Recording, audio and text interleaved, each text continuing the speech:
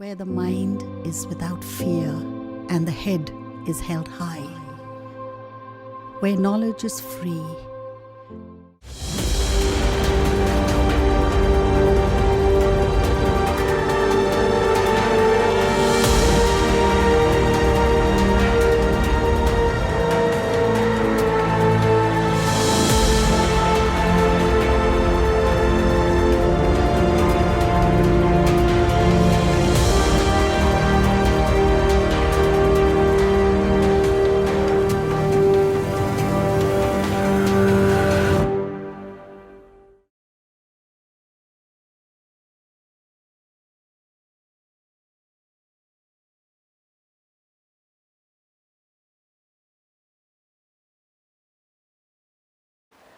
Hello ছাত্রছাত্রীরা, আমি কৃষাণু রয়, দৈল high স্কুলের ভৌতবিজ্ঞান বিষয়ের শিক্ষক।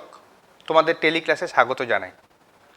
আগের দিন আমি তোমাদের যেইখানে শেষ করেছিলাম আজ সেখান থেকে বোঝানোর চেষ্টা করছি। আশা করি তোমাদের আগের দিন কোনো অসুবিধা হয়নি, আর আজকেও যতটা পারবো আমি সাহায্য করব। তো আগের দিনের আমার যেটা লাস্ট টপিক ছিল সেটা ছিল ভরবেগ, রৈখিক ভরবেগ। তো রৈখিক ভরবেগের সংজ্ঞার ক্ষেত্রে আমি বলেছিলাম কোনো বস্তুর মধ্যে ভর এবং বেগের সমন্বয়ে বস্তুর মধ্যে যে নতুন ধর্মের সৃষ্টি হয় তাকেই বলেছিলাম ভরবেগ। তো ভরবেগ পরিমাপ করার পদ্ধতি হচ্ছে কোনো বস্তুর ভর এবং তার বেগ এই দুটো যদি পরিমাপ করতে পারি তাহলে ভর এবং বেগ এই দুটো পরিমাপ করার পর তাদের গুণফল যেটা হবে সেটাই হচ্ছে বস্তুর ভরবেগ। অর্থাৎ একটি বস্তুর ভর যদি আমরা ছোট হাতের এম দিয়ে চিহ্নিত করি বা ধরে নিই এবং বস্তুটার বেগ যদি ভি দিয়ে চিহ্নিত করি তাহলে বস্তুটার ভরবেগ দাঁড়াবে এম ইন্টু ভি। তাহলে ভরবেগের একক যদি আমরা বলি তাহলে আমরা খুব সহজে এখান থেকে বলতে পারবো ভরবেগ মানে হচ্ছে ভর এবং বেগের গুণফল, অর্থাৎ ভরবেগের একক হবে ভরের একক এবং বেগের এককের গুণফল। সিজিএস পদ্ধতিতে ভরের একক আমরা জানি সবাই গ্রাম এবং বেগের একক সিজিএস পদ্ধতিতে হয় সেমি প্রতি সেকেন্ড, অর্থাৎ ভরবেগের একক সিজিএস পদ্ধতিতে দাঁড়ায় গ্রাম সেন্টিমিটার পার সেকেন্ড এবং এসআই পদ্ধতিতে ভরবেগের একক দাঁড়ায় ভরের একক কিলোগ্রাম, যাকে আমি এখানে সংক্ষেপে কিগ্রা লিখলাম, এবং বেগের একক মিটার প্রতি সেকেন্ড, অর্থাৎ এসআই পদ্ধতিতে ভরবেগের একক দাঁড়াচ্ছে কিলোগ্রাম মিটার প্রতি সেকেন্ড। এবার যদি এর মাত্রা বিশ্লেষণ করি তাহলে আমরা জানি মাত্রা বিশ্লেষণ করতে হয় তিনটি মৌলিক রাশি দিয়ে, যেগুলো হচ্ছে ভর যার চিহ্ন হচ্ছে এম, দৈর্ঘ্য যার চিহ্ন হচ্ছে এল এবং সময় যার চিহ্ন হচ্ছে টি। তাহলে আমরা এখানে এককে দেখতে পাচ্ছি ভর, দৈর্ঘ্য এবং সময় তিনটি আছে এবং তিনটির মাথায় সূচকে এক অথবা কোনো সংখ্যা এখানে চিহ্নিত করা নেই। তাহলে আমরা এবার দেখি এদের মাথায় সূচক কি দাঁড়ায়। গ্রাম অর্থাৎ ঘাত এক, মানে ওজনের ঘাত এক, অর্থাৎ ওজনের মাথায় আমি ঘাত লিখলাম এক। তারপরে আছে দৈর্ঘ্য সেন্টিমিটার অথবা মিটার, অর্থাৎ দৈর্ঘ্যের ঘাত এক, দৈর্ঘ্যের ঘাত এক লিখে দিলাম। এবার দেখছি এদের এককে পার সেকেন্ড, অর্থাৎ প্রতি সেকেন্ড কথাটা উল্লেখ আছে। প্রতি সেকেন্ড মানে সেকেন্ডের এককটা আছে নিচে হরে, অর্থাৎ আমরা বলতে পারি নিচের জিনিসকে যদি আমরা উপরের চিহ্নে চিহ্নিত করতে পারি, অর্থাৎ হরকে যদি আমরা উপরে হিসাবে দেখাতে চাই তখন তার সূচক বা ঘাতকে আমরা মাইনাস চিহ্ন দিয়ে লিখি। এখানে সেকেন্ডের ঘাত হচ্ছে এক এবং সেটি নিচে আছে, তাহলে এইখানে যে সময়ের একক দাঁড়াবে, সময়ের সূচক দাঁড়াবে সেটা হচ্ছে -1। তাহলে ভরবেগের যেটা ঘাত দাঁড়ালো সেটা হচ্ছে m⁻1 l⁻1 t⁻−1। আমরা জানি ভর মৌলিক রাশি, এটিকে স্কেলার রাশি বলা যেতে পারে, কিন্তু বেগ এটি একটি ভেক্টর রাশি। যেহেতু ভরবেগ ভর এবং বেগের গুণফলের সৃষ্টি হচ্ছে তাই জন্য ভরবেগ যে রাশিমালাটি তৈরি হচ্ছে সেটি একটি ভেক্টর রাশি। এবার ভরবেগ আমরা কীভাবে নির্দেশ করতে পারি? আমি প্রথমেই ধরে নিয়েছি একটি বস্তুর ভর ছোট হাতের m এবং তার বেগ বড় হাতের v, তাহলে তার গতিবেগ ভরবেগ দাঁড়ায় m ইন্টু v। এবার আমি আরেকটা বস্তু নিলাম যার ভর আগের বস্তুটার ভরের বেশি, অর্থাৎ ধরে নিলাম আগের বস্তুর ভর যদি m হয়, পরের বস্তুর ভর তার দ্বিগুণ করে দেওয়া হলো, অর্থাৎ 2 ইন্টু m করে দেওয়া হলো, এবং বস্তুটার বেগ আগে যা ছিল আমি একই রাখার চেষ্টা করছি। তাহলে বস্তুটার বেগ ছিল v, এখনও বস্তুটার বেগ আমি v রাখারই চেষ্টা করলাম। তাহলে ভর এবং বেগ এদের সমন্বয়ে প্রথমে যে ভরবেগ পেয়েছিলাম আমরা, সেটা ছিল m ইন্টু v, কিন্তু এখন আমরা যে ভরবেগটা পেলাম সেটা হচ্ছে 2 ইন্টু m ইন্টু v, অর্থাৎ আগের ভরবেগের ঠিক দ্বিগুণ হয়ে গেল। কোন শর্তে হলো? শুধুমাত্র আমরা ভরটাকে দ্বিগুণ করেছি, বেগটাকে একই রেখেছি, তাহলে আমাদের ভরবেগটা দ্বিগুণ হয়ে গেল। ঠিক একই রকমভাবে একটা বস্তুর ভর m, তার বেগ v, আমি বস্তুটার ভর স্থির রেখে তার বেগটা আস্তে আস্তে বৃদ্ধি করলাম বা বাড়ালাম। কিভাবে বাড়ালাম? যে বস্তুটার ভর m, তা সেটা mই থেকে গেল, কিন্তু বস্তুটার বেগ ছিল v, যে পরিমাণে ছিল, পরবর্তীকালে বস্তুটার বেগ আমি কি করলাম? আগের বেগের ঠিক দ্বিগুণ করে দিলাম, অর্থাৎ বেগ ছিল v, এখন সেটা দ্বিগুণ হয়ে গেল 2 ইন্টু v।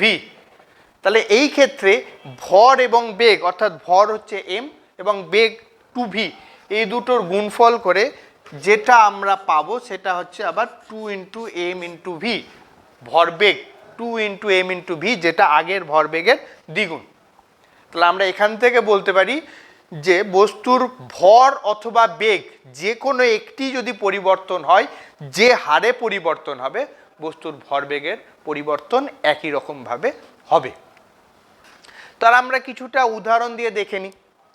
যেমন প্রথম উদাহরণ আমরা বলতে পারি, একটি জল ভর্তি বোতল আমি উপর থেকে ফেলে দিলাম। আমরা জানি জল ভর্তি বোতলটা যখন আমরা হাতে ধরেছিলাম তখন সেটা স্থির অবস্থায় ছিল, যখনই আমি তাকে হাত থেকে ছেড়ে দিলাম সেটা আস্তে আস্তে মাটির দিকে ধেয়ে আসবে। কিভাবে ধেয়ে আসবে? দেখবো আমার হাত থেকে ছাড়ার সাথে সাথে বোতলটার বেগ যতটা ছিল সেটা যত মাটির কাছে যাবে তার বেগ আস্তে আস্তে বাড়বে। জল ভর্তি বোতল বলেছি, তার মানে তার মধ্যে জল আছে, বোতলটা বন্ধ আছে, অর্থাৎ তার ভর নির্দিষ্ট করা আছে। এবার জল ভর্তি বোতল, তার ভর নির্দিষ্ট, কিন্তু যখনই হাত থেকে ছেড়ে দিয়েছি তার বেগ যত নিচে নামছে তত বাড়ছে, অর্থাৎ বস্তুর ভর স্থির কিন্তু বেগ আস্তে আস্তে বাড়ছে। তাহলে এই ক্ষেত্রে আমরা বলতে পারি যে বস্তুর ভর স্থির হলেও বেগ যেহেতু বাড়ছে, তাহলে বস্তুটির ভরবেগ অবশ্যই বৃদ্ধি পাবে, যেখানে আমরা এখানে দেখেছি এই উদাহরণ দিয়ে।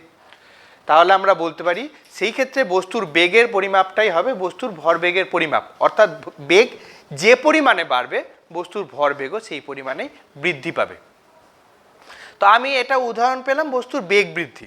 এবার যদি কোনো ক্ষেত্রে দেখি বস্তুর বেগ একই রেখেছি, ভর যদি বাড়াই তাহলে কি হবে? এরকমই একটা উদাহরণ, একটা ট্রেনের ওয়াগন যেটা চলছে, যার মধ্যে আমরা কয়লা ভর্তি করছি, চলমান অবস্থায় আছে ট্রেনটি, মানে তার বেগ স্থির।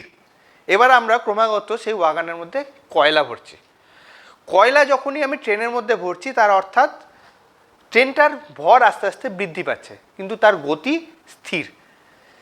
বস্তুটার ভর যদি আস্তে আস্তে বৃদ্ধি পায় এবং গতি যদি স্থির থাকে, তাহলে আমরা প্রথম যে উদাহরণটা দিয়েছিলাম সেখান থেকে দেখতে পাই বস্তুর ভর বৃদ্ধি পেলে এবং গতি স্থির থাকলেও বস্তুটির ভরবেগ বৃদ্ধি পায়।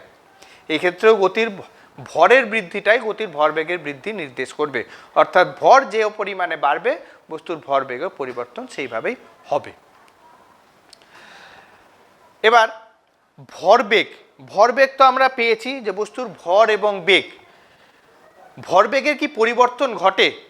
তা আমরা আগের উদাহরণ থেকে দেখলাম যে বস্তুর বেগ অথবা ভর যে কোনো একটা পরিবর্তন হলেই বস্তুর ভরবেগের পরিবর্তন হবে। তাহলে ভরবেগের পরিবর্তন কি কি বিষয়ের উপর নির্ভর করবে? তো আমরা এখানে দুরকমভাবে বুঝাতে পারি ভরবেগের পরিবর্তন। যে একটা বস্তুর ভর আমি ধরে নিলাম ছিল বড় হাতের m, এবার বস্তুটার ভর যদি বাড়ে তাহলে হবে বড় হাতের m থেকে ছোট হাতের m পরিমাণ বৃদ্ধি পাবে, অথবা বস্তুটার বেগ আছে বড় হাতের ভি। এবার বস্তুটার বেগ যদি বাড়ে তাহলে সেটা হবে বড় হাতের ভি প্লাস ছোট হাতের ভি। তাহলে বস্তুটার ভর প্রথমে ছিল বড় হাতের এম, বস্তুটার বেগ ছিল প্রথমে বড় হাতের ভি, তাহলে বস্তুটার ভরবেগ যেটা আগে ছিল সেটা হচ্ছে এম ইন্টু ভি। এবার ধরে নিলাম বস্তুটা শুধু ভর বেড়েছে, বেগ একই রেখেছি, অর্থাৎ বস্তুটার ভর বেড়ে হয়েছে বড় হাতের এম প্লাস ছোট হাতের এম, এবং বস্তুটার বেগ একই রেখেছি অর্থাৎ ভি। তো এই ক্ষেত্রে আমরা স্বাভাবিকভাবে বলতে পারি বস্তুর যেহেতু ভর বেড়েছে তাহলে নিশ্চয়ই ভরবেগ বাড়বে, তাহলে পূর্বের ভরবেগের থেকে নিশ্চয়ই বর্তমান ভরবেগটা বেশি। কতটা বেশি? কতটা বেশি আমরা যদি পরিমাপ করতে চাই তাহলে আমরা বিয়োগ করে বার করতে পারবো। তাহলে আমরা দেখি বিয়োগ করে কি হচ্ছে। পরেরটাকে আমি গুণ করে স্বাভাবিকভাবে এটা পাই, তার থেকে প্রথমটাকে যদি বাদ দিতে চাই তাহলে আমরা দেখতে পাচ্ছি বড় হাতের এমভি মাইনাস বড় হাতের এমবি এই দুটো বাদ হয়ে যায়, তাহলে থাকে ছোট হাতের এম ইন্টু বড় হাতের ভি। ছোট হাতের এম আর বড় হাতের ভি যেটা নির্দেশ করে সেটা হচ্ছে ছোট হাতের এম মানে হচ্ছে বেগ বৃদ্ধি, ভর বৃদ্ধি, আর বড় হাতের ভি মানে হচ্ছে পূর্বের বেগ। যদি ভর বৃদ্ধি পায় সেটা পূর্বের বেগের সাথে গুণ করে দিলেই কতটা ভরবেগ বেড়েছে সেটা বার করতে পারবো। যদি ভর না বাড়ে, বেগ বাড়ে, সেক্ষেত্রে কী হবে দেখে নিয়ে একটা উদাহরণ। তাহলে পূর্বের ভরবেগ যেমন ছিল তেমন বড় হাতের এম ইন্টু বড় হাতের ভি। এবার আমি বলছি বড় হাতের এম অর্থাৎ ভরটা স্থির কিন্তু বেগটা বেড়েছে, অর্থাৎ বড় হাতের ভি ছিল এখন সেটা হবে বড় হাতের ভি প্লাস ছোট হাতের ভি। তাহলে বেগ এখন হবে বড় হাতের ভি প্লাস ছোট হাতের ভি। তাহলে এখনও বলতে পারি বেগ বেড়েছে অর্থাৎ ভরবেগ বেড়েছে। তাহলে ভরবেগ বেড়েছে মানে বর্তমান ভরবেগ থেকে পূর্বের ভরবেগ বাদ দিয়ে দেবো। তাহলে এই ক্ষেত্রে আমার দ্বারা আছে বড় হাতের এম বড় হাতের ভি প্লাস বড় হাতের এম ছোট হাতের ভি মাইনাস বড় হাতের এম বড় হাতের ভি। এই ক্ষেত্রেও আমরা দেখতে পাই বড় হাতের এম বড় হাতের ভি প্লাস মাইনাস দুটো বাদ হয়ে যায়, যেটা পড়ে থাকে সেটা হচ্ছে বড় হাতের এম আর ছোট হাতের ভি, অর্থাৎ ভর যেটা স্থির আছে তার সাথে গুণ হচ্ছে বেগ বৃদ্ধি, কতটা বেগ বাড়লো। তাহলে আমরা বলতে পারি ভরবেগের পরিবর্তন দুইভাবেই হলো, এক ক্ষেত্রে ভর বেড়ে আরেক ক্ষেত্রে বেগ বেড়ে। ভরবেগের পরিবর্তন কখন ঘটছে? যখন আমাদের বেগটা স্থির, তাহলে আমি বলতে পারি এই ক্ষেত্রে বেগ হচ্ছে স্থির। বেগ যদি স্থির থাকে তাহলে ভরবেগের পরিবর্তন হবে ভরের পরিবর্তন গুণিত স্থির বেগ। দ্বিতীয় ক্ষেত্রে আমরা দেখছি এই ক্ষেত্রে ভর স্থির ছিল এবং বেগের পরিবর্তন হয়েছে, তাহলে ভরবেগের পরিবর্তন আমরা বলতে পারি বড় হাতের এম এবং ছোট হাতের ভি। ছোট হাতের ভি মানে হচ্ছে বেগের বৃদ্ধি, যেখানে ভর স্থির, অর্থাৎ ভর স্থির থাকলে বেগ বাড়লে ভরবেগ বাড়বে এবং বেগ স্থির থাকলে ভর বাড়লে ভরবেগ বাড়বে। আমরা এই দুটো পদ্ধতিতে কোনো বস্তুর ভরবেগ পরিবর্তন করতে পারি। ভরবেগ কি শুধু বাড়তে পারে? না, ভরবেগ কমতেও পারে। যেমন আমি এখানে বলেছিলাম বস্তুর ভর বড় হাতের এম এবং সেটা বেড়ে হয়ে গেল বড় হাতের এম প্লাস ছোট হাতের এম। যদি বস্তুর ভর না বেড়ে কমে যেত তাহলে কি হতো? তাহলে সেই ক্ষেত্রে যে পরিমাণে আমরা বাড়িয়েছি সেই পরিমাণেই যদি আমরা কমিয়ে নিই, অর্থাৎ প্লাসের জায়গায় শুধু যদি মাইনাস চিহ্ন দিয়ে দিই তাহলেই কিন্তু আমাদের ভরবেগের পরিবর্তন মান একই থাকবে কিন্তু সেটা হবে কমে যাওয়ার দিকে। এই ক্ষেত্রে যেমন বেড়ে যাওয়ার দিকে হয়েছে সেই ক্ষেত্রে হবে কমে যাওয়ার দিকে, মান আমাদের অপরিবর্তিতই থাকবে। এবার ভরবেগের পরিবর্তন যদি আমরা নির্দিষ্ট সময় অন্তর মাপি তাহলে কি হবে?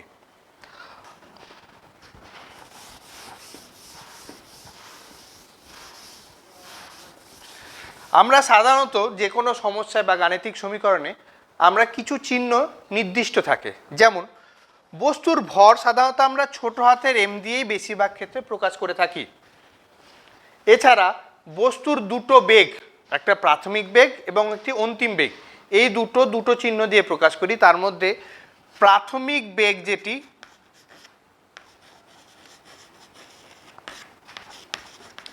তাকে আমরা চিহ্ন দিয়ে প্রকাশ করি ছোট হাতের ইউ, এবং অন্তিম বেগ তাকে আমরা প্রকাশ করি ছোট হাতের ভি দিয়ে। অর্থাৎ কোনো বস্তুর বেগ প্রথমে থাকলে যেটা থাকবে সেটা হচ্ছে ইউ, এবং শেষে যেটা হবে সেটা হবে ভি, সিজিএস বা এসআই একক যা আছে। বস্তুর ভর ছিল এম, এবং সময়কে যে চিহ্ন দিয়ে প্রকাশ করি সেটা হচ্ছে টি। এবার আমি ধরে নিলাম একটা বস্তু যার ভর স্থির অর্থাৎ এম, তার বেগ প্রাথমিক বেগ ছিল ইউ, সেই বেগটা পরিবর্তন হয়ে হলো ভি, অর্থাৎ ভরবেগ ধরে নিলাম বৃদ্ধি পেয়েছে। অর্থাৎ প্রথমে ভরবেগ ছিল ভর ইন্টু বেগ অর্থাৎ এম ইন্টু ইউ, পরবর্তীকালে যেটা ভরবেগ হলো সেটা হচ্ছে M into V, M V. প্রাথমিক ভরবেগটা আমি ধরে নিচ্ছি কম ছিল, অন্তিম ভরবেগটা আমি ধরে নিচ্ছি এটা বেশি। তাহলে ভরবেগের পরিবর্তন যদি হয় তাহলে নিশ্চয়ই ভরবেগ বৃদ্ধি পেয়েছে, তাহলে ভরবেগের পরিবর্তন অবশ্যই ধনাত্মক হবে। তো ভরবেগের পরিবর্তন আমার যেটা দাঁড়াচ্ছে সেটা হচ্ছে অন্তিম ভরবেগ বিয়োগ প্রাথমিক ভরবেগ। অন্তিম ভরবেগ এবং প্রাথমিক ভরবেগ একে যদি প্রতি একক সময়ে মাপা হয়, প্রতি একক সময় কথার অর্থ হচ্ছে যেটা পরিমাপ করব সেটা 1 সেকেন্ডে যদি পরিমাপ করি বা সময় দিয়ে যদি ভাগ করে দিই, দেখি সময় দিয়ে যদি ভাগ করে দিই তাহলে কি হয়। একে আমি সময় দিয়ে ভাগ করে দিলাম, অর্থাৎ বলতে পারি ভরবেগের পরিবর্তন ভাগ সময়, তার মানে ভরবেগের পরিবর্তনের হার। তাহলে কি দাঁড়ায়? তা আমি একটা কথা প্রথমেই বলেছি, ভরটা এম সেটা স্থির, তাহলে ভরের কোনো পরিবর্তন হবে না, তাহলে ভরের সম্পর্ক এখানে থাকছে না যে সেটা সময়ের সাথে পরিবর্তন হবে। তাহলে ভরটাকে আমি এখান থেকে আলাদা করে নিচ্ছি। ভরটাকে যদি আলাদা করে নিই তাহলে আমার দাঁড়াচ্ছে বড় হাত ভর, তার ভেতরে ব্র্যাকেটের ভেতরে দাঁড়াচ্ছে ভি মাইনাস ইউ, আর নিচে দাঁড়াচ্ছে টি। তাহলে ভর ইন্টু বেগ পরিবর্তন বাই সময়। আবার আমরা সংজ্ঞা থেকে আগেই পেয়েছি, ত্বরণের সংজ্ঞা থেকে, যে বেগ পরিবর্তনের হারকে আমরা ত্বরণ বলি। অর্থাৎ বেগ বৃদ্ধি হচ্ছে অথবা বেগ হ্রাস পাচ্ছে, তাকে যদি সময় দিয়ে ভাগ করি সেটাই হচ্ছে আমার ত্বরণ। তা আমি এখানে দেখতে পাচ্ছি আমাদের বেগ বেড়েছে, প্রাথমিক বেগ ছিল ইউ, বেগ বেড়ে হয়েছে ভি, অর্থাৎ বেগ কতটা বেড়েছে সেটা হচ্ছে ভি মাইনাস ইউ, তাকে যদি সময় দিয়ে ভাগ করি তাহলে সেটা হচ্ছে আমাদের ত্বরণ। তাহলে এটা সমান সমান আমরা বলতে পারি এই রাশিমালাটা হচ্ছে আমার ত্বরণের রাশিমালা। তাহলে আমার প্রথমে আজ ছিল ভর, তারপরে পেলাম ত্বরণের রাশিমালা। তাহলে ভরবেগের পরিবর্তন সমান সমান দাঁড়াচ্ছে আমার এফ ইন্টু এ, যেখানে এম ইন্টু এ, যেখানে এম মানে হচ্ছে বস্তুর ভর আর এ মানে হচ্ছে বস্তুর অভিকর্ষজ ত্বরণ বা যে কোনো ত্বরণ। তাহলে আমরা যদি একটু আগের পড়া মনে করি, নিউটনের দ্বিতীয় গতিসূত্র। নিউটনের দ্বিতীয় গতিসূত্র ছিল বস্তুর ভরবেগের পরিবর্তনের হার বস্তুর উপর প্রযুক্ত বলের সাথে সমানুপাতিক। অর্থাৎ বস্তুর ভরবেগের পরিবর্তনের হার, ভর বেগ তার পরিবর্তন তার হার, তার সাথে প্রযুক্ত বলের সাথে সমানুপাতিক। বলকে আমরা চিহ্ন দিয়ে প্রকাশ করেছিলাম এফ, তাহলে এফ সমান সমান ভরবেগের পরিবর্তনের হার। তাহলে ভরবেগের পরিবর্তনের হার প্রযুক্ত বলের সাথে সমানুপাতিক, তাহলে এফ সমান সমান M into V minus M into U by T. তাহলে এটা সমান সমান এফ, তাহলে এটা সমান সমান এফ। তাহলে আমরা অন্তিম সমীকরণ পাচ্ছি এফ সমান সমান এম ইন্টু এ, যেটা আমরা দ্বিতীয় গতি সমীকরণ থেকে, নিউটনের দ্বিতীয় গতি সমীকরণ থেকে বলের রাশিমালা পেয়েছিলাম, যে বলের রাশিমালা হচ্ছে ভর ইন্টু ত্বরণ। তাহলে আমরা ভরবেগের পরিবর্তনের হার থেকে নিউটনের দ্বিতীয় গতিসূত্রে যেতে পারি। আচ্ছা, এরপর আমাদের দুটো গাণিতিক সমীকরণ সমাধান করে নিই যাতে আমাদের সুবিধা হয়। আমরা এখানে যেটা পেলাম, ভরবেগের পরিবর্তনের হার বস্তুর উপর প্রযুক্ত বলের সাথে সমানুপাতিক, এবং ভরবেগের পরিবর্তনটা হচ্ছে M V minus M U by T, অর্থাৎ অন্তিম ভরবেগ বিয়োগ প্রাথমিক ভরবেগ বাই সময় যদি ভরবেগ বৃদ্ধি পায়। এরকম দুটো সমস্যা আমি নিয়ে এসেছি তোমাদের সামনে, সেই দুটো আমরা সমাধান করার চেষ্টা করে নিই।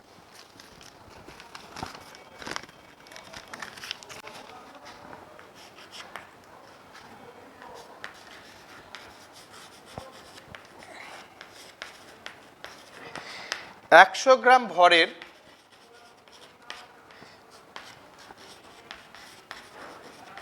একটি cricket ball 10 metre per second বেগে যায়।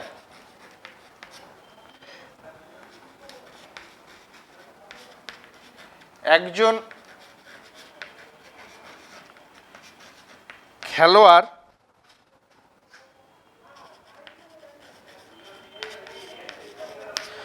বলটিকে 1/6 সেকেন্ডে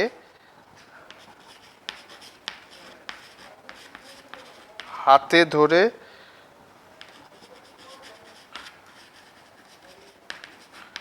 গতি শূন্য করলো।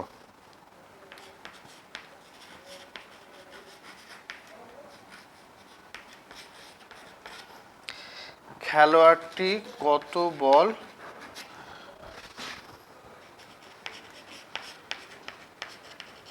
প্রয়োগ করেছিল? তাহলে আমাদের এখানে আছে 100 গ্রাম ভরের একটি cricket ball 10 metre per second বেগে যায়, অর্থাৎ বস্তুটার ভর এবং বেগ বলে দেওয়া আছে। এখানে একটা জিনিস দেখতে হবে, ভর এবং বেগ দুটোর কিন্তু রাশিমালার এককের রাশিমালা দুটো আলাদা পদ্ধতিতে দেওয়া আছে। এরপর একজন খেলোয়াড় বলটিকে 1/6 সেকেন্ডে হাতে ধরে গতিশূন্য করলো। বলটাকে হাতে ধরেছে এবং তাকে হাতে ধরে 1/6 সেকেন্ড রাখার পর বলটা থেমেছে। খেলোয়াড়টি কত বল প্রয়োগ করেছিল, অর্থাৎ বলের পরিমাপ আমাদের কাছে জানতে চেয়েছে। তো আমরা বলের পরিমাপ জানতে গেলে আমরা নিউটনের দ্বিতীয় গতিসূত্র ব্যবহার করতে পারি, বা ভরবেগের পরিবর্তনের হারের সাথে যে দ্বিতীয় গতিসূত্রের সম্পর্কটা পেলাম F = m × v - u/t, সেটাও ব্যবহার করতে পারি। তা আগে আমাদের যেগুলো দেওয়া আছে সেগুলো দেখি একই ইউনিটে বা একই পদ্ধতিতে একক দেওয়া আছে কিনা। প্রথমেই আমরা লক্ষ্য করেছি ভর, যেটাকে বস্তুর ভরকে আমরা m দিয়ে চিহ্নিত করেছিলাম, সেটা দেওয়া আছে 100 গ্রাম, যেটা একক সিজিএস পদ্ধতিতে দেওয়া আছে এবং বাকি একক এসআই পদ্ধতিতে দেওয়া আছে। তো আমি এটাকে এসআই পদ্ধতিতে নিয়ে চলে যাই। আমরা জানি সিজিএস পদ্ধতিতে ভরের একক গ্রাম আর এসআই পদ্ধতিতে ভরের একক হচ্ছে কিলোগ্রাম। আর গ্রাম এবং কিলোগ্রামের মধ্যে সম্পর্ক হচ্ছে 1000 গ্রাম সমান 1 কিলোগ্রাম। তাহলে 100 গ্রাম সমান কত কিলোগ্রাম দাঁড়াচ্ছে, সেটা আমরা বলতেই পারি 0.1 কেজি। বস্তুটার বেগ যেটা দেওয়া আছে সেটা প্রাথমিক বেগ না অন্তিম বেগ, আগে আমাকে সেটা ঠিক করে নিতে হবে। বস্তুটা প্রথমের বেগ হচ্ছে 10 মিটার পার সেকেন্ড, এরপর বস্তু কী করা হলো, বলটিকে গতিশূন্য করা হলো, অর্থাৎ অন্তিম বেগটা গতিশূন্য, আর প্রথমের বেগ ছিল 10 মিটার পার সেকেন্ড। প্রাথমিক বেগকে আমরা চিহ্ন দিয়েছিলাম ইউ, আর অন্তিম বেগকে চিহ্ন দিয়েছিলাম ভি, ছোট হাতের ভি। তাহলে প্রাথমিক বেগ যদি ইউ হয়, সে প্রাথমিক বেগ এখানে দেওয়া আছে 10 মিটার পার সেকেন্ড, এবং অন্তিম বেগ যেটা বলা আছে গতি শূন্য করা হলো, অর্থাৎ 0। এইটা করতে ব্যক্তিটিকে বা খেলোয়াড়টিকে যে সময়টা কাজে লাগাতে হয়েছে টি, সেইটা হচ্ছে 1/6 সেকেন্ড, অর্থাৎ সময় দাঁড়াচ্ছে 1/6 সেকেন্ড। তাহলে আমরা একটু আগে যে সমীকরণটা পেয়েছিলাম F = m × v - u/t, এটা ব্যবহার করতে পারি।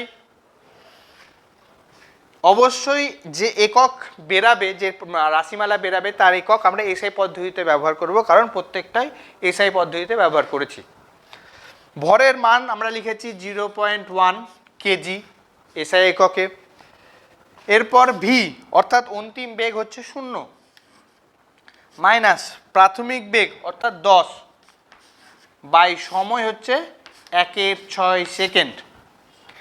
তাহলে আমরা এখান থেকে বলতে পারি 0 - 10, 0 থেকে 10 বিয়োগ করলে হয় -10 -10, বা সেই -10কে যদি 0.1 এর সাথে গুণ করা হয় তাহলে সেখান থেকে আমরা পাই -1, সেই -1কে আবার নিচে ভাগ করা হয়েছে 1/6 দিয়ে।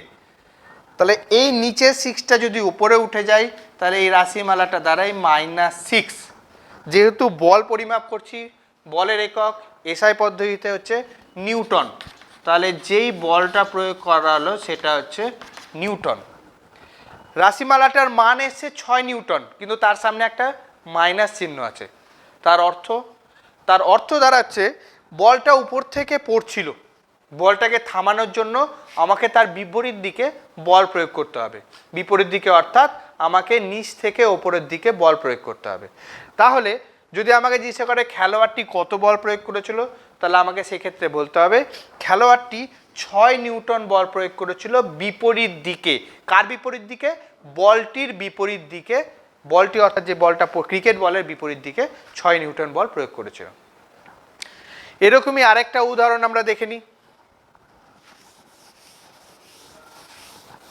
এখানে দেওয়া আছে 50 গ্রাম ভরের একটি বল 10 সেকেন্ড ব্যাপী 25 গ্রাম ভরের বস্তুর ওপর ক্রিয়া করলে বস্তুটির বেগ কত হবে। অর্থাৎ একটা বল প্রয়োগ করা হচ্ছে যেটার পরিমাপ দেওয়া আছে 50 কেজি।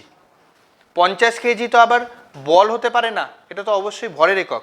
তাহলে একে আমরা প্রথমে বলে পরিণত করব। এখানে বলা আছে একটি বল, তাহলে প্রথমে তাকে আমাকে বলে পরিণত করতে হবে। কোথায় প্রয়োগ করা হচ্ছে?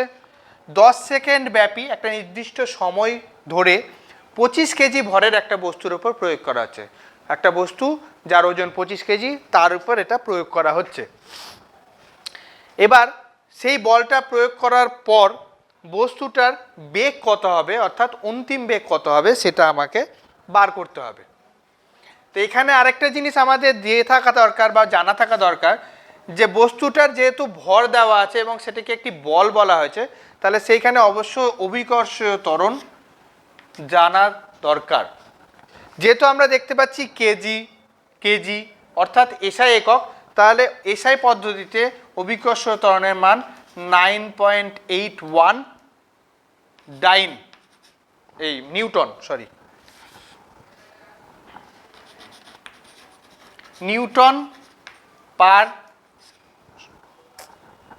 নিউটন অথবা মিটার পার সেকেন্ড স্কোয়ার। এবার আমাদের প্রথমে যে বলটা দেওয়া আছে সেই বলটা ওজন হিসাবে দেওয়া আছে, তাহলে আমি তাকে প্রথমে বলে পরিণত করে নিই। তাহলে এফ অর্থাৎ বল সমান সমান দেওয়া আছে 50 কেজি। 50 কেজি, তার সাথে আমাকে অবশ্যই অভিকর্ষীয় ত্বরণ জি কে গুণ করতে হবে, তাহলে আমি বলের পরিমাপ পাবো। তাহলে বলের পরিমাপ পেতে গেলে জি এর মান 9.8 গুণ করতে হবে, দিয়ে বলের পরিমাপ আমরা পাবো। এছাড়া আমাদের কি কি বলা আছে, যেগুলো বলা আছে সেগুলো দেখে নিই। সময় বলা আছে, অর্থাৎ টি বলা আছে 10 সেকেন্ড, এবং যে বস্তুর ওপর প্রয়োগ করা হবে অর্থাৎ এম, তার ওজন দেওয়া আছে 25 কেজি। এছাড়া যেটা আমাদের বার করতে বলেছে বস্তুটির বেগ কত হবে, বল প্রয়োগ করার পর বেগ অর্থাৎ অন্তিম বেগ অর্থাৎ ভি, আমাদের ভি বার করতে হবে। আর আমরা যেটা জানি সেটা হচ্ছে বস্তুর প্রাথমিক বেগ। বস্তুর প্রাথমিক বেগ এখানে কোথাও উল্লেখ করা নাই।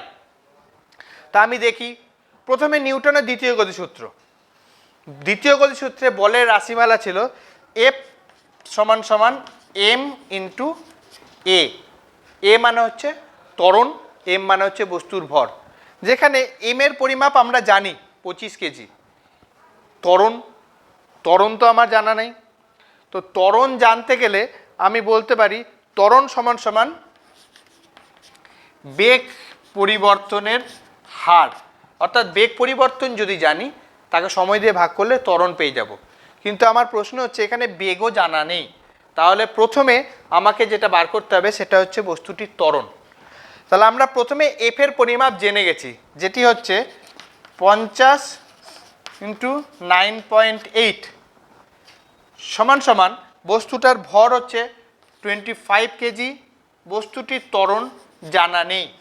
তাহলে আমি এখান থেকে বস্তুটির ত্বরণ বার করতে পারি, যেটা হচ্ছে 50 × 9.8 ডিভাইডেড বাই 25।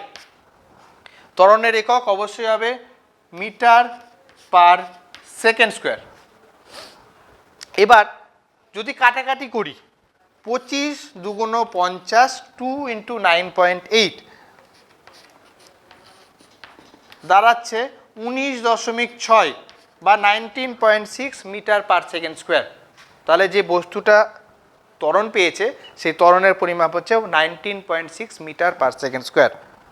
এবার ত্বরণ মানেই আমরা জেনেছি বেগ পরিবর্তনের হার, যেখানে বস্তুটার অন্তিম বেগ বার করতে হবে। অন্তিম বেগ বার করতে হবে, ত্বরণ জেনে গেছি, সময় জানি, এবং বস্তুটার প্রাথমিক গতিবেগ ছিল 0 অর্থাৎ স্থির ছিল। তাহলে সেখান থেকে আমরা অন্তিম বেগ বার করতে পারি। কিভাবে? ত্বরণের মান 19.6 সমান সমান অন্তিম বেগ জানা নেই অর্থাৎ ভি জানা নেই, মাইনাস প্রাথমিক বেগ ইউ অর্থাৎ 0 এবং নিচে ভাগ টি অর্থাৎ সময় 10 সেকেন্ড, অর্থাৎ 19.6 ইকুয়াল টু ভি মাইনাস 0/10। এবার এই নিচের 10কে বাম দিকে যদি নিয়ে যাই তাহলে সেটা গুণ করে দাঁড়ায় 196 equal to V, V minus 0 মানে ভি। তাহলে বস্তুটার যে বেগটা দাঁড়ায় সেটা হচ্ছে 196, তার একক হবে মিটার পার সেকেন্ড। ঠিক আছে? আচ্ছা, এই দুটো সমস্যার পর আমরা নেক্সট টপিকে এগিয়ে যাই, যেটা হচ্ছে রৈখিক ভরবেগের সংরক্ষণ সূত্র।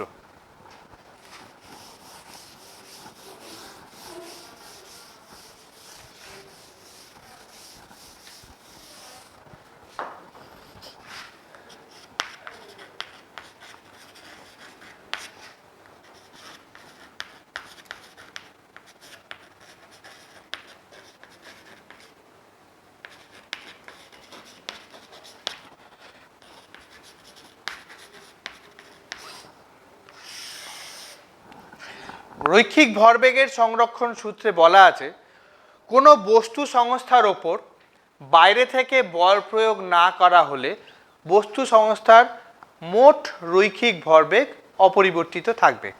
কি?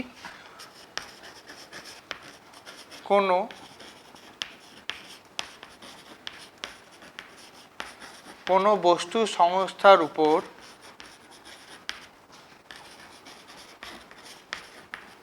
বাইরে থেকে বল প্রয়োগ না হলে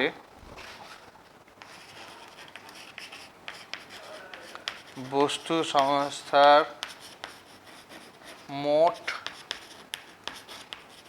রৈখিক ভরবেগ অপরিবর্তিত থাকবে। অর্থাৎ বাইরে থেকে যদি একটি বস্তু সংস্থা, যেটি মানে হচ্ছে একটি বা দুটি বা তিনটি বস্তু একসাথে যদি থাকে এবং তাদেরকে যদি বাইরে থেকে বল প্রয়োগ না করা হয়, তাহলে তাদের মোট রৈখিক ভরবেগ কোনোদিনও পরিবর্তিত হবে না। মোট রৈখিক ভরবেগ অর্থাৎ যদি দুটো বস্তু থাকে তাহলে প্রথম বস্তুর ভর এবং বেগ, দ্বিতীয় বস্তু যদি দুটো বস্তু থাকে তাহলে প্রথম বস্তুর ভর এবং বেগ, তার সাথে দ্বিতীয় বস্তুর ভর এবং বেগ, তিনটা থাকলে প্রথম বস্তুর ভরবেগ, দ্বিতীয় বস্তুর ভরবেগ এবং তৃতীয় বস্তুর ভরবেগ কোনো দিনও পরিবর্তিত হবে না। তারা যদি গতিশীল হয় তবেও, যদি গতিহীন হয় তবেও, যদি বল প্রয়োগ না করা হয় তাদের ভরবেগ অপরিবর্তিত থাকবে। তো সেটা অবশ্য আমরা দ্বিতীয় গতি সমীকরণ থেকেও পেয়েছিলাম। নিউটনের দ্বিতীয় গতি সূত্রে দেওয়া ছিল যে বস্তুর ওপর ভরবেগের পরিবর্তনের হার বস্তুর ওপর প্রযুক্ত বলের সাথে সমানুপাতিক। অর্থাৎ বল যদি প্রয়োগ করা হয় বস্তুর ভরবেগের পরিবর্তনের যে হার সেটা সমানুপাতিক হবে, অর্থাৎ বল প্রয়োগ করলেই তার ভরবেগের পরিবর্তন ঘটবে। বল প্রয়োগ যদি না করি তাহলে ভরবেগের পরিবর্তন ঘটবে না। একটা উদাহরণ দেখে নিই। দুটো বল দুটো বল তারা ভর আলাদা, কিন্তু তারা দুটো আলাদা গতি নিয়ে চলছে, চলমান। এবার তারা চলতে চলতে সংঘর্ষে লিপ্ত হলো, অর্থাৎ একে অপরকে ধাক্কা মারলো, কিন্তু সেই ধাক্কাটা খুব কম সময়ের জন্য হওয়ার পর সেটা আবার নিজের নিজের মতো এগিয়ে চলল।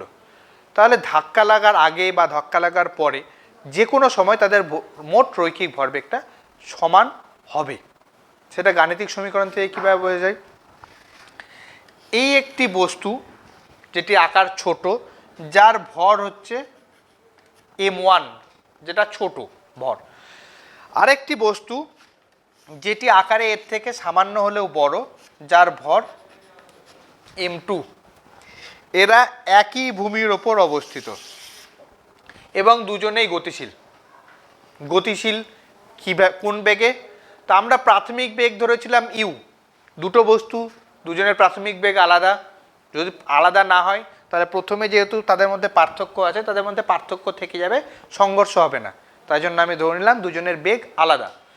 আলাদা কিভাবে?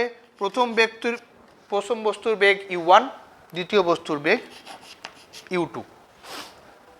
তাহলে আমরা এখানে ছবি থেকে ভালোভাবে বুঝতে পারি যে m2 বস্তুটি একটু এগিয়ে আছে m1 বস্তুর থেকে। এবার কিছু দূর যাওয়ার পর দুজনের মধ্যে সংঘর্ষ হলো, মানে ধাক্কা লাগলো। ধাক্কাটা খুব কম সময়ের জন্য, ধাক্কা লাগার পরই আবার তারা একে অপরের থেকে আগের মতো দূরে সরে যাবে। দূরে সরে যাওয়ার পর তারা কিছু দূর এগিয়ে চলে গেল। দেখা যাবে প্রথম অবস্থায় ধাক্কা লাগার আগে যাদের বেগ u1 এবং u2 ছিল, ধাক্কা লাগার পর তাদের বেগ পরিবর্তন হবে, যেটাকে বলে আমরা অন্তিম বেগ, যেটাকে আমরা চিহ্ন দিয়েছিলাম v1 এবং v2। তাহলে প্রথম বস্তুর বেগ হবে v1, দ্বিতীয় বস্তুর বেগ হবে v2। তাহলে আমরা এখান থেকে ভরবেগের সংরক্ষণ সূত্র তার গাণিতিক রূপ পেতে পারি। কিভাবে? সংঘর্ষের আগে প্রথম বস্তুর ভর ছিল m1 এবং বেগ ছিল u1। তাহলে প্রথম বস্তুর ভরবেগ হচ্ছে m1 u1। একই রকমভাবে প্রথম বস্তুর সাথে যে দ্বিতীয় বস্তুটি ছিল তার ভর ছিল m2 এবং তার বেগ ছিল u2, অর্থাৎ দ্বিতীয় বস্তুর ভরবেগ হবে m2 u2। এবার যদি আমাদের এখানে দেওয়া আছে বস্তু সংস্থার মোট রৈখিক ভরবেগ, বস্তু সংস্থা বলতে প্রথম দুটো বস্তুর কথা এখানে উল্লেখ করা আছে। এখানে যেহেতু দুটো বস্তু আছে, সেই দুটো মিলে যে সংস্থা তৈরি করেছে সেটা হচ্ছে বস্তু সংস্থা। তাদের কি বলা আছে?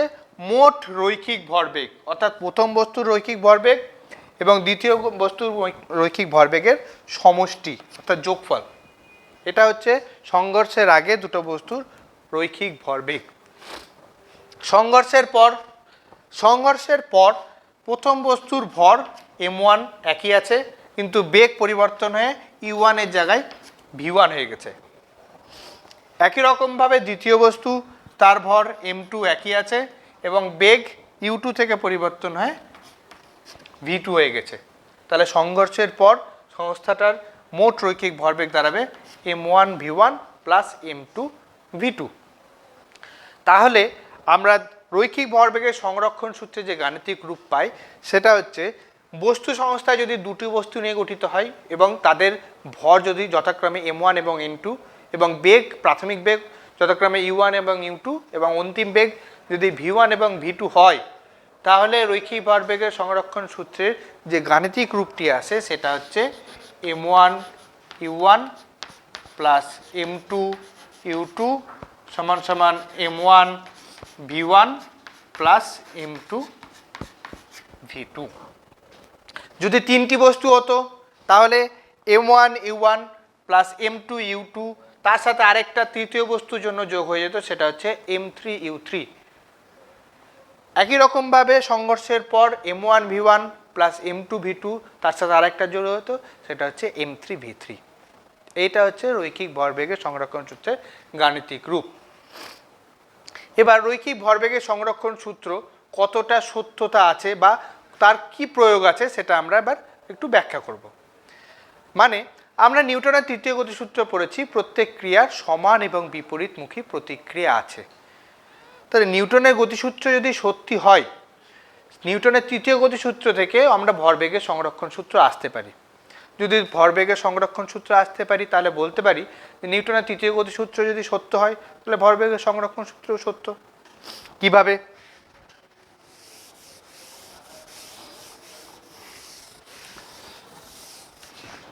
আমি দুটো বস্তু ধরেছিলাম, একটা M1 একটা M2। সংঘর্ষের পরও বস্তু দুটো ছিল M1 M2, গতিবেগ ছিল U1 U2, গতিবেগ ছিল V1 V2। মাঝখানে সংঘর্ষ হয়েছে, সেটা আমি এখানে দেখালাম না। তো এখানে দুটো বস্তু একে অপরকে ধাক্কা মারছে, অর্থাৎ প্রথম বস্তু যদি দ্বিতীয় বস্তুকে ধাক্কা মারে, একই রকমভাবে দ্বিতীয় বস্তুও প্রথম বস্তুকে ধাক্কা মারবে। নিউটনের তৃতীয় গতিসূত্র অনুসারে আমরা জানি প্রথম বস্তু যদি দ্বিতীয় বস্তুকে ধাক্কা মারে, যে বলে ধাক্কা মারবে, দ্বিতীয় বস্তুও প্রথম বস্তুকে ঠিক একই বলে ধাক্কা মারবে। তো আমি ধরে নিলাম প্রথমে M1 M2 সংঘর্ষ হওয়ার ফলে M2 বস্তুটি M1 বস্তুকে যে বল প্রয়োগ করেছে সেটাকে ধরে নিলাম F1। তাহলে যদি M2 বস্তুটা M1 বস্তুর ওপর F1 বল প্রয়োগ করে, তাহলে M1 বস্তুটাও তো M2 বস্তুর ওপর বল প্রয়োগ করবে, সেটা ধরে নিলাম F2। নিউটনের তৃতীয় গতিসূত্র অনুসারে এই দুটো বল হবে পরস্পর সমান এবং বিপরীতমুখী। বিপরীতমুখী প্রকাশ করার জন্য যেহেতু ভেক্টর রাশি, তাহলে সামনে একটা মাইনাস চিহ্ন দিয়ে প্রকাশ করলে হয়ে যায়, এবং এরা হচ্ছে পরস্পর সমান। তাহলে F1 আর F2 পরস্পর সমান হবে এবং F1 সমান সমান হবে -F2। একটু প্রমাণ করে দেখি। দ্বিতীয় বস্তু অর্থাৎ M2 বস্তু M1 বস্তুর ওপর যে বল প্রয়োগ করছে সেটা যদি F1 হয়, তাহলে তার ভরবেগেরও পরিবর্তন ঘটছে। অর্থাৎ প্রথমে ভরবেগ ছিল M1 U1, এখন ভরবেগ হচ্ছে M1 V1, তাহলে ভরবেগের পরিবর্তন হয়েছে। তাহলে ভরবেগের পরিবর্তনের হারকেই তো আমরা বল বলে থাকি। তাহলে ভরবেগের পরিবর্তন ঘটেছে এবং সেটি যদি t সেকেন্ড সময়ে হয়ে থাকে, তাহলে বলটা পরিমাপ করা যায় ভরবেগের পরিবর্তন বাই সময়। অর্থাৎ ভরবেগের পরিবর্তন বেড়ে হয়েছে M1 V1, ছিল M1 U1, তাহলে পরিবর্তন মানে মাইনাস বাই সময় অর্থাৎ t। এটা হচ্ছে M2 বস্তুর জন্য M1 বস্তুর ওপর যে বল প্রয়োগ করা হয়েছে। ঠিক একই রকমভাবে M1 বস্তু M2 বস্তুর ওপর বল প্রয়োগ করছে, যেটা ধরেছি F2। তাহলে F2 সমান সমানও আমরা বার করতে পারি, যেটা হচ্ছে দ্বিতীয় বস্তুর ওপর যে বল প্রয়োগ করা হয়েছে, তার মানে দ্বিতীয় বস্তুর ভরবেগের পরিবর্তনের হার। দ্বিতীয় বস্তুর ভরবেগ হয়েছে M2 V2, ভরবেগ ছিল M2 U2, তাহলে ভরবেগের পরিবর্তন মানে মাইনাস বাই সময় বাই t। এবার নিউটনের তৃতীয় গতিসূত্র যদি জানি, তাহলে সেক্ষেত্রে F1 সমান সমান -F2, অর্থাৎ এই রাশিমালাটা মাইনাস এই রাশিমালাটা। দেখি কি হয়। দুটোর নিচেই t আছে, দুটোকেই t দিয়ে ভাগ করা হয়েছে, তাহলে দুটো টিকেই বাদ দিয়ে, কারণ দুটোই ভাগ করা আছে, দুটো পরস্পর কেটে যায়, সেটাকে যদি বাদ দিয়ে লিখি তাহলে প্রথমটা লিখতে পারি M1 V1 minus M1 U1 সমান সমান, এখানে F2-র সামনে যেহেতু মাইনাস চিহ্ন, তাহলে মাইনাস ব্র্যাকেটের ভিতর F2, যার মান হচ্ছে M2 V2 minus M2 U2। এবার এই ব্র্যাকেটটা যদি আমি তুলে দিই তাহলে দেখতে পারবো M2 V2-র সামনে আছে প্লাস, আর এই মাইনাস গুণ হয়ে যাবে মাইনাস, আর M2 U2 তার সামনে আছে মাইনাস, সে বাইরের মাইনাসের সাথে গুণ হয়ে যাবে প্লাস। এবার আমি কি করলাম, দিক বদল করছি, অর্থাৎ মাইনাসগুলোকে দিক বদল করছি। বাম দিকে যদি মাইনাস থাকে তাকে ডান দিকে নিয়ে যাচ্ছি, আর ডান দিকে যদি মাইনাস থাকে তাকে বাম দিকে নিয়ে আসছি। তা আমি ডান দিকের মাইনাস M2 V2 তাকে বাম দিকে নিয়ে আসলে সে হয়ে যাবে প্লাস, আর বাম দিকের মাইনাস M1 U1 তাকে ডান দিকে নিয়ে গেলে সে হয়ে যাবে প্লাস। তাহলে বাম দিকে আমার পড়ে থাকছে M1 V1, আর ডান দিক থেকে আসছে M2 V2, আর ডান দিকে পড়ে থাকছে M2 U2, আর বাম দিক থেকে যাচ্ছে M1 U1। তাহলে আমরা দেখতে পাচ্ছি তৃতীয় গতিসূত্র থেকে যে রাশিমালাটা আমরা পেলাম সেটা হচ্ছে m1v1 plus m2v2 equal to m2u2 plus m1u1, যেটা আবার রৈখিক ভরবেগের সংরক্ষণ সূত্রের গাণিতিক রূপ। তাহলে আমরা বলতে পারি নিউটনের তৃতীয় গতিসূত্র যতটা সত্য, রৈখিক ভরবেগের সংরক্ষণ সূত্রও ততটা সত্য। এবার আমরা ঠিক উল্টোটাও করতে পারি, অর্থাৎ রৈখিক ভরবেগের সংরক্ষণ সূত্রকে কাজে লাগিয়েও আমরা নিউটনের তৃতীয় গতিসূত্র প্রমাণ করতে পারি। কিভাবে? রৈখিক ভরবেগের সংরক্ষণ সূত্র আমরা এখানে পেয়ে গেছি m2u2 plus m1u1 equal to m1v1 plus m2v2। এবার আমি দুই দিকের রাশিমালাকেই যদি প্রথমে ভাগ করে দিই সময় দিয়ে ভাগ করার আগে আমি যেটা করতে পারি ঠিক তার আগের লাইনটা যেমন আমরা করেছি, যে একই ভরের বস্তুগুলোকে একদিকে রাখবো, আলাদা ভরের বস্তুগুলোকে আলাদা দিকে রাখবো। অর্থাৎ আমি এখানে দেখতে পাচ্ছি ডান দিকে m2 আছে, m1ও আছে, দুজন আলাদা ভরের। আমি একই ভরেরগুলো একদিকে করার চেষ্টা করি, অর্থাৎ m1 গুলোকে একদিকে করি, m2 গুলোকে একদিকে করি। তাহলে আমি এখান থেকে করতে পারি m1v1 আছে, ডান দিকের m1u1কে বাম দিকে নিয়ে চলে এলাম, অর্থাৎ আগের লাইন চলে গেলাম, m1v1 মাইনাস m1u1 সমান সমান m2v2কে ডান দিকে নিয়ে গেলে মাইনাস m2v2 প্লাস m2u2। এবার তাকে আগের লাইনে ঠিক আগের মতো যদি সময় দিয়ে ভাগ করে দিই, তাহলে ভরবেগের পরিবর্তনের হার মানেই বল, অর্থাৎ m2 বস্তুর জন্য m1 বস্তুর উপর প্রযুক্ত বল, আর m1 বস্তুর জন্য m2 বস্তুর উপর প্রযুক্ত বল, দুজন পরস্পর সমান এবং বিপরীত। সেখান থেকে আমরা তৃতীয় গতিসূত্রে গাণিতিক রূপ পেতে পারি। এরপর আমরা কয়েকটা উদাহরণ দিব। নিউটনের তৃতীয় গতিসূত্র কোথায় কাজে লাগে, বা ভরবেগের সংরক্ষণ সূত্র কোথায় কাজে লাগে। যেমন আমরা দেখে থাকি কামান থেকে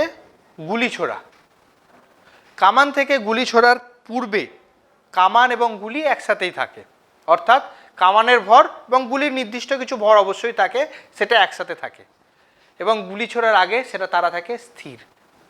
অর্থাৎ তাদের মোট ভর যদি আমরা হিসাব করি, ধরে নিলাম কামান যেহেতু ভারী তার ভর বড় হাতের m, এবং তার মধ্যে আছে গুলি, তার ভর ছোট হাতের m, এবং কামান থেকে গুলি ছোড়ার আগে তার বেগ ছিল স্থির, অর্থাৎ বেগ ছিল 0। এবার কামান থেকে গুলি ছুড়ে দেওয়া হলো, গুলি ছুড়ে দেওয়ার পর কি হবে, এইবার সেই ক্ষেত্রে কামান এবং গুলি দুজন আলাদা আলাদা বস্তু, অর্থাৎ গুলিটা যদি সামনের দিকে এগিয়ে যায় তাহলে নিউটনের তৃতীয় সূত্র অনুসারে কামানটাও কিছুটা পিছনে সরে যাবে। তাহলে আমরা সেখানে দেখতে পারি কামান এবং গুলি যখন স্থির ছিল তাদের মোট ভর এবং বেগ, অর্থাৎ তাদের গুণফল ভর বেগ, এবং কামান ছোড়ার পর গুলি ছোড়ার পর তার যে ভরবেগ, কামানের ভরবেগ এবং গুলির ভরবেগ, সেই দুটোর সমষ্টি কামান থেকে গুলি বেরানোর আগের ভরবেগের সাথে সমান হবে। একই রকমভাবে রকেটের ক্ষেত্রেও বলা যায়, রকেট যখন আস্তে আস্তে ওপরে ওঠে তখন দেখি রকেট থেকে আস্তে আস্তে তার প্রকোষ্ঠগুলো খুলে যাচ্ছে এবং তার বেগ আস্তে আস্তে বেড়ে যাচ্ছে। প্রথমে যখন রকেটের সমস্ত প্রকোষ্ঠ একসাথে ছিল তার ভর বেশি ছিল, বেগ কম ছিল, মানে ভরবেগ নির্দিষ্ট ছিল। আস্তে আস্তে তার ভর কমতে থাকে, বেগ বাড়তে থাকে, অর্থাৎ ভরবেগ সেই ক্ষেত্রেও একই থাকে। সেটাকেও একই রকমভাবে রৈখিক ভরবেগের সংরক্ষণ সূত্রের দ্বারা প্রকাশ করা যায়। আরেকটু সময় নেব, আমরা শুধু একটা গাণিতিক সমীকরণ করব, দিয়ে আমার ক্লাস আজকে এখানে শেষ করব, যেটা হচ্ছে রৈখিক ভরবেগের সংরক্ষণ সূত্রকে কাজে লাগিয়ে একটা গাণিতিক সমীকরণ। এখানে দেওয়া আছে 4 কেজি ভর বিশিষ্ট একটি বন্দুক থেকে 500 মিটার পার সেকেন্ড বেগে 6 গ্রাম ভরের গুলি ছুড়লে প্রতিক্ষেপ বেগ নির্ণয় করো। এখানে প্রতিক্ষেপ বেগ বলতে বোঝানো হয়েছে যে বন্দুক থেকে গুলিটা ছোড়া হয়েছে, গুলি বেরানোর পর বন্দুক যে বেগে পেছনের দিকে পিছিয়ে যায় সেই বেগটা আমাদের বার করতে বলেছে। তা আমি এই ক্ষেত্রে ভরবেগের সংরক্ষণ সূত্রকে কাজে লাগাবো। তা আগে দেখে নি কি কি দেওয়া আছে। প্রথমে দেওয়া আছে বন্দুকের ভর। তো বন্দুকের ভর যেহেতু বেশি তাকে আমি বড় হাতের এম দিয়ে প্রকাশ করলাম, সেটা দেওয়া আছে 4 কেজি। তারপরে আমি তার সাথে দেখতে পাচ্ছি গুলির ভরও দেওয়া আছে, যেটা ছোট, তাহলে ছোট হাতের এম সমান সমান হচ্ছে 6 গ্রাম। এবার দেখতে পাচ্ছি দুটো আলাদা একক, কেজি এবং গ্রাম, তাহলে সবগুলোকে একই এককে নিয়ে যায়, অর্থাৎ গ্রাম থেকে কেজিতে নিয়ে যায়। আমরা জানি 1000 গ্রাম সমান 1 কেজি, তাহলে 6 গ্রাম সমান কত কেজি দাঁড়ায়? সেটা হচ্ছে 0.006 কেজি, অর্থাৎ একে 1000 দিয়ে ভাগ করে দিলাম, দিয়ে পেলাম 0.006 কেজি। তাহলে বন্দুকের ভর 4 কেজি, গুলির ভর 0.006 কেজি। কি দেওয়া আছে আর? 500 মিটার পার সেকেন্ড বেগে গুলি ছোড়া হয়েছে, অর্থাৎ গুলির বেগ। গুলি যেহেতু ছোট, তার ভর যেহেতু ছোট হাতের এম দিয়ে প্রকাশ করেছি, তার বেগকেও ছোট হাতের ভি দিয়ে প্রকাশ করছি, যেটা দেওয়া আছে 500 মিটার পার সেকেন্ড, অর্থাৎ এসআই পদ্ধতিতেই দেওয়া আছে। বার করতে বলেছে প্রতিক্ষেপ বেগ। প্রতিক্ষেপ বেগ কার? বন্দুকের, অর্থাৎ বন্দুকের বেগ। যেটা আমার জানা নেই, সেটা বড় হাতের ভি ধরলাম, সেটা আমাকে বার করতে বলেছে। এবার আমরা ব্যবহার করব রৈখিক ভরবেগের সংরক্ষণ সূত্র, অর্থাৎ সংঘর্ষের আগে এবং সংঘর্ষের পরে মোট রৈখিক ভরবেগ সমান। বন্দুক থেকে গুলি ছোড়ার আগে বন্দুকের ভর ছিল 4 কেজি, অর্থাৎ বড় হাতের এম। গুলির ভর ছিল ছোট হাতের এম। মোট ভর বড় হাতের এম প্লাস ছোট হাতের এম। মোট বেগ কি ছিল? সংঘর্ষ হওয়ার আগে বা গুলি ছোড়ার আগে তার বেগ ছিল 0। এবার গুলি ছুড়ে দেওয়া হলো, গুলি সামনের দিকে এগিয়ে যাচ্ছে, বন্দুক পিছনের দিকে পিছাচ্ছে, তাহলে গুলির ভরবেগ পৃথকভাবে বার করব, গুলির ভরবেগ পৃথকভাবে বার করব। বন্দুকের ভরবেগ বড় হাতের এম বড় হাতের ভি, গুলির ভরবেগ ছোট হাতের এম ছোট হাতের ভি। এইখান থেকে আমরা যেটা বলতে পারি যে বড় হাতের এম বড় হাতের ভি সমান সমান মাইনাস ছোট হাতের এম ছোট হাতের ভি, যেহেতু বাম দিকটা 0। তাহলে এইখান থেকে আমাদের যেটা বার করতে হবে সেটা হচ্ছে বড় হাতের ভি সমান সমান মাইনাস ছোট হাতের এম ছোট হাতের ভি বাই বড় হাতের এম। ভি মানে বেগ, অর্থাৎ প্রতিক্ষেপ বেগ, তার মান আসবে মাইনাস দিয়ে। তার কারণ হচ্ছে এটি দিক বোঝানোর জন্য মাইনাস, অর্থাৎ বন্দুক থেকে গুলিটা যেদিকে গেছে বন্দুকটা ঠিক তার বিপরীত দিকেই ছুটে আসবে। এবার মানটা বের করে দেখি। মাইনাস এম এর মান হচ্ছে 0.006 গুণিত ছোট হাতের ভি অর্থাৎ গুলির বেগ যেটা আমরা জানি 500 ভাগ বড় হাতের এম যেটা হচ্ছে 4 কেজি। এত বেগের একক যেটা বেরাবে সেটা হচ্ছে মিটার পার সেকেন্ড। এবার আমরা দেখতে পাচ্ছি রাশিমালাটা এসে 0.006 গুণিত 500 ভাগ 4। এবার আমি এই দুটো শূন্যকে কেটে এই দশমিকটা এইখানে দুঘর সরিয়ে দিলাম, তাহলে আমার এলো 0.6 গুণিত 5 ভাগ 4। 0.6 গুণিত 5 গুণ করলে 5 আর 6 গুণ করলে 30, এক ঘর পর দশমিক অর্থাৎ 3 আর নিচে 4 মিটার পার সেকেন্ড। তাহলে বন্দুকটা 3/4 মিটার পার সেকেন্ড এই বেগে পেছনের দিকে পিছিয়ে যাবে, যেটা আমরা পেলাম রৈখিক ভরবেগের সংরক্ষণ সূত্র। ঠিক আছে, আমাদের চ্যাপ্টার বল গতির চ্যাপ্টার এখানেই শেষ। আশা করি তোমরা সবাই বুঝতে পেরেছো।